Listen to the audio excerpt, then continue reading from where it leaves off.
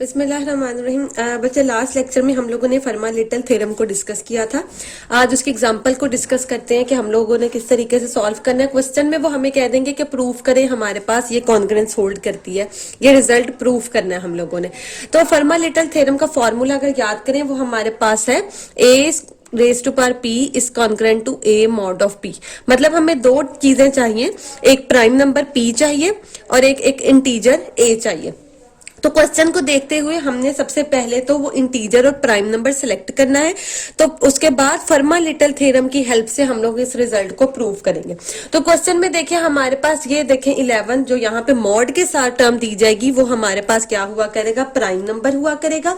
और दूसरी चीज जो हम लोगों ने इंटीजर सिलेक्ट करना है वो सिंपल हम लोग जानते हैं जो भी हमें इंटीजर दिया गया वो नीचे होता है, उसकी कोई ना कोई पावर होती है। वो पावर प्राइम बनानी है वो बात की बात है, लेकिन वो इंटीजर क्या है, वो यहाँ पे 5 है। ये यहाँ से हमें पता लगा फर्मा लिटल थ्योरम की फॉर्म से पता लगा कि दो इंटीजर्स क्या है। तो इंटीजर ए हमारे पास 5 है और प्राइम नंबर हमारे पास 11 हुआ करेगा। मॉड के साथ वाला नंबर प्राइम नंबर हुआ करेगा, पी का रोल प्ले करेगा। और जिस भी टर्म की यहाँ पे हमें पावर दी जाएगी वो हमें एज अ इंटीजर के तौर पर डील करना है। तो यहां से बाय फर्मा लिटल थ्योरम हमारे पास क्या बनेगा, 5 raise to power 11 is congruent to 5 mod of 11। देखिए मैंने सिंपल फर्मा लिटल थ्योरम की डेफिनेशन लगाई। 5 ए क्योंकि हमने यहाँ पे अब 5 रखा है और पी यहाँ पे 11 रखा है, तो यहाँ पे ए और पी की वैल्यूज को जब हम लोग पुट करेंगे तो हमारे पास ये टर्म आ जाएगी। अब जरा गौर करें, जो चीज हम लोगों ने प्रूव करनी है उसमें 5 की पावर हमारे पास 38 लेके आनी है। यहाँ पे हमारे पास 5 की पावर 11 है। इसका मतलब यहाँ पे हमें इसकी कोई पावर इंक्रीज करनी पड़ेगी। और हम जानते हैं पावर अगर ये हमारे पास 2 है उसकी कोई और पावर ले ली जाए तो पावर आपस में मल्टीप्लाई हो जाते हैं। तो यहाँ पे इसका मतलब हमें कोई पावर लेनी पड़ेगी। अब कैसी पावर ले, तो 38 बनाना 11 की, ऐसा 11 को डायरेक्ट हम लोग 38 तो बना नहीं सकते क्योंकि 11 का थर्ड मल्टीपल 33 है, फोर्थ मल्टीपल 44 है। तो जैसे कॉन्ग्रुएंस के क्वेश्चन में हमने कहा था कि हम लोग नियरेस्ट इंटीजर उसका लेते हैं मल्टीपल जो उसका छोटे वाला हो। तो 11 का हमने अगर 11 को 38 की फॉर्म में चेंज करना है तो इसका करीबी मल्टीपल 33 वाला लेंगे, ना कि 44, क्योंकि हम लोग छोटे इंटीजर्स को लेते हैं। तो दोनों तरफ हम लोग इसको 3 से मल्टीप्लाई कर देंगे दोनों पावर्स को।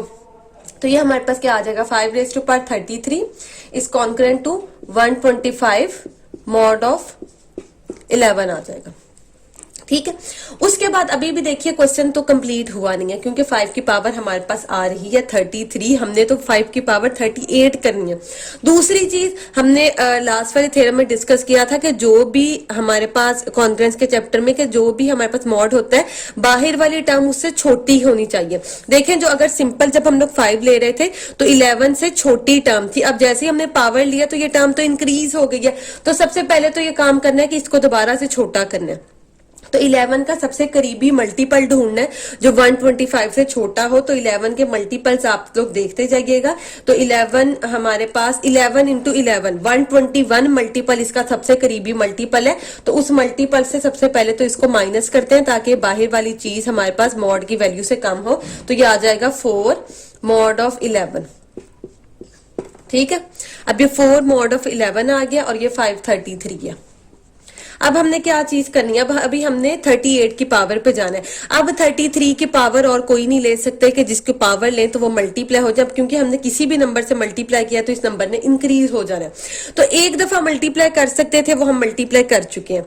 नेक्स्ट स्टेप फिर हम लोग क्या करें, हम लोग ये भी एक रूल जानते हैं, अगर हमारे पास दो टर्म्स मौजूद हो और उनकी बेसिस सेम हो तो भी पावर्स ऐड हो जाती हैं। तो अगर इसकी 33 पावर करनी है तो क्या मैं यहाँ पे दोनों तरफ हमें कितनी चीज की कम, 33 है, हमने 38 तक जाना है, मतलब 5 नंबर्स की कमी है। तो अगर मैं 5 रेज टू पावर 5 दोनों तरफ मल्टीप्लाई कर दूं तो उससे कोई फर्क पड़ेगा, क्योंकि हमने जानते हैं मॉड में सारे काम हम लोग इक्वालिटी वाले कर सकते हैं, लेकिन फर्क सिर्फ हमारे पास क्या आता है कि यहाँ पे भी वही काम हमें दोनों तरफ करने पड़ते हैं जो हम लोग सिंपल इक्वालिटीज में करते हैं। ठीक है, तो पहली दफा जब हमने इसको इक्वालिटी के इक्वल, पावर के इक्वल लेके आना है तो मल्टीप्लाई किया करना है। अगर तो डायरेक्ट मल्टीप्लाई होने से आंसर आ जाएगा तो वेल एंड गुड, नहीं आया करेगा तो उसके बाद हम लोग मल्टीप्लाई इस फॉर्म में करके किया करेंगे कि बेसिस सेम हो। अब देखें बेसिस सेम है, पावर्स ऐड होके ये हमारे पास बन गया 38, लेकिन यहाँ पे जब बेसिस हमने सेम किए हैं तो पावर्स ने ऐड होके हमारे पास कुछ बनना है, 4 के साथ मल्टीप्लाई हो गया 125,000। अब ये भी बहुत एक लंबा डिजिट है जो कि 11 से तो बहुत ग्रेटर है, तो अब हमें 11 का इसके करीबी करीबी मल्टीपल ढूंढना है, तो वो आप लोगों ने ढूंढ लेना है। वो मल्टीपल हमारे पास आएगा 000 माइनस, वो मल्टीपल है 12496 मॉड ऑफ 11। इन दोनों को माइनस करेंगे, माइनस करने से मैं चलो इसी स्टेप में कर देती हूँ। इन दोनों को माइनस करने से आंसर हमारे पास सिर्फ क्या आ जाना है, 4 आ जाना है, और यही रिक्वायर्ड आंसर था कि 5 raise to power 38 is congruent to 4 mod of 11। तो मतलब अगर हमें कॉन्ग्रुएंस कोई प्रूव करने को दी जाएगी, फर्स्ट स्टेप क्या करना है, उसमें से प्राइम नंबर और इंटीजर को सिलेक्ट करना है। प्राइम नंबर और इंटीजर सिलेक्ट करने के बाद फर्मा-लिटल थ्योरम के अंदर उनकी वैल्यूज को अप्लाई करना है। फिर हमने देखना है कि जो हमारी फर्मा-लिटल थ्योरम की वैल्यू बनी है, हमें उसकी कितनी पावर तक उसको इंक्रीज करना है। तो अगर तो वो पूरी पूरी पावर इंक्रीज कर सकते हैं हम लोग, मल्टीप्लाई तो कर दिया, लेकिन यहाँ पे 11 का डायरेक्ट मल्टीपल 38 हमें नहीं मिल सकता था, तो उसका करीबी करीबी छोटे मल्टीपल से हमने उसको मल्टीप्लाई किया, हमारे पास आंसर आया। लेकिन हम जानते हैं कि कॉन्ग्रुएंस हमारे पास जो भी होती है, बाहर वाली चीज हमेशा उससे छोटी आनी चाहिए, तो ये रूल हमने साथ साथ अप्लाई करते जाना है। उसके बाद अब अभी भी हमारे पास 38 पावर नहीं बनी, तो दूसरी दफा जब हमने पावर को इक्वालिटी उस 38 के इक्वल लेके आना, तो बेसिस वाली फॉर्म किया करनी है कि बेसिस सेम होती है, पावर्स ऐड हो जाएंगी, तो हमने 30 जितनी पावर हमें चाहिए होगी उतने ही बेस में वो पावर को हमने दोनों तरफ मल्टीप्लाई कर दिया करना है।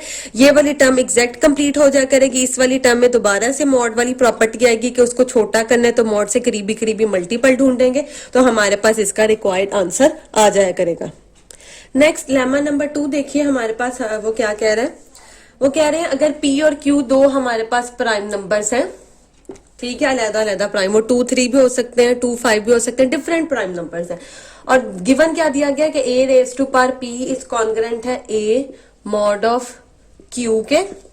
दूसरी चीज दी गई है a raise to power q congruent है a मॉड ऑफ p के, और तीसरी चीज दी गई है a p q कॉन्ग्रुएंट है a mod of p q के। ये चीजें गिवन, हमने 2 चीजें दी गई हैं गिवन, थर्ड चीज हमने प्रूफ करनी है।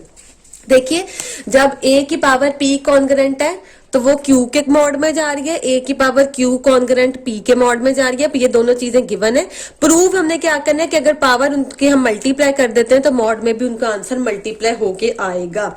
तो सबसे पहले हम लोग फर्मा-लिटल थ्योरम देखते हैं क्या था। तो देखिए फर्मा-लिटल थ्योरम हम लोग लिख सकते हैं a raise to power q is congruent to a mod of q, क्योंकि प्राइम नंबर ही लेना है ना, तो हम लोग p भी प्राइम है q भी प्राइम है, q के साथ भी ये डेफिनेशन फर्मा की लग सकती है, p के साथ भी हम इस डेफिनेशन को लगा सकते हैं, तो हमने q के साथ इस डेफिनेशन को पहले लगा दिया, p वाली भी करेंगे, हमने दोनों करनी है, ठीक है।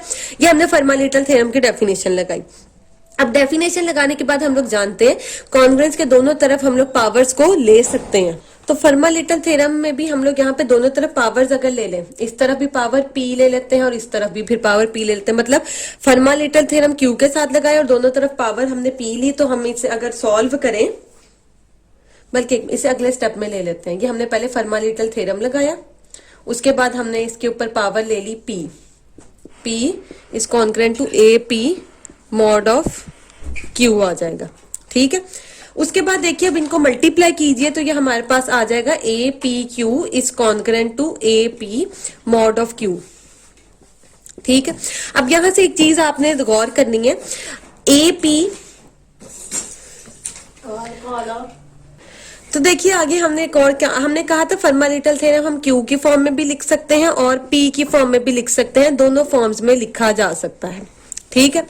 अब जरा यहां से देखिए हमने q की फॉर्म में लिया, दोनों तरफ पावर p ली, तो देखिए a p किसके कॉन्ग्रुएंट में है, a के कॉन्ग्रुएंट में आ रहा है, तो a p को रिप्लेस कर सकते हैं a की जगह, तो यहाँ पे a p है जो आ रहा है, इसको मैंने रिप्लेस कर दिया a से, ठीक है। ये एक चीज आ गई, a p q is congruent to a mod of q, और कॉन्ग्रुएंस की डेफिनेशन हमारे पास क्या होती है कि इसका मतलब q डिवाइड करेगा a p q minus a को, पहली चीज हमने कर ली। अब दूसरा प्रोसेस सारा दोबारा से हम लोग यही करेंगे, लेकिन अब p के साथ लेंगे। अब पहले हमने q के साथ लिया था और p पावर ली थी, अब p के साथ लेंगे और q पावर को सॉल्व करेंगे। तो दूसरा स्टेप क्या करेंगे, p वाली के साथ लेंगे, दोनों तरफ पावर अब q अप्लाई करेंगे, ये आ जाएगा congruent to a q mod of p। तो ये बन जाएगा a p q is congruent to a q mod of p। तो देखिए ए क्यू किसके कॉन्ग्रेंट है, ए के कॉन्ग्रेंट है, तो इसको इस जगह लिखा जा सकता है सिंपल ए। और कॉन्ग्रेंस की डेफिनेशन अगर हम लोग लगाएं तो इसका मतलब p डिवाइड करता है ए पी क्यू माइनस ए को। अब जरा गौर करें, एक ही नंबर है, Q भी इसी नंबर को डिवाइड करता है, P भी उसी नंबर को डिवाइड करता है। अगर दो नंबर सेपरेटली किसी नंबर को डिवाइड करते हैं तो उनका प्रोडक्ट भी डिवाइड करेगा। एग्जाम्पल के तौर पे अगर मैं आपको बताऊं, एग्जाम्पल इसके लिए अगर आप लोग ले लें, देखिए 2 डिवाइड करता है 18 को, 3 भी डिवाइड करता है 18 को, तो इनका प्रोडक्ट ले लें, 6 भी डिवाइड करता है 18 को। तो अगर P और Q सेपरेटली इन दोनों नंबर्स को डिवाइड करते हैं तो इसका मतलब उनका प्रोडक्ट भी इन दोनों नंबर्स को क्या करेगा, डिवाइड करेगा। अब अगर इनका प्रोडक्ट डिवाइड करता है तो दोबारा से कॉन्ग्रेंस की डेफिनेशन अप्लाई करें तो वो क्या बनेगा, a p q is congruent to a mod of p q. यही चीज हम लोगों ने प्रूव करनी थी कि हम लोगों के आंसर में प्रोडक्ट वाली फॉर्म को प्रूव करना था। सिंपल फॉर्म्स हमें दी गई थी, ये हमारा रिक्वायर्ड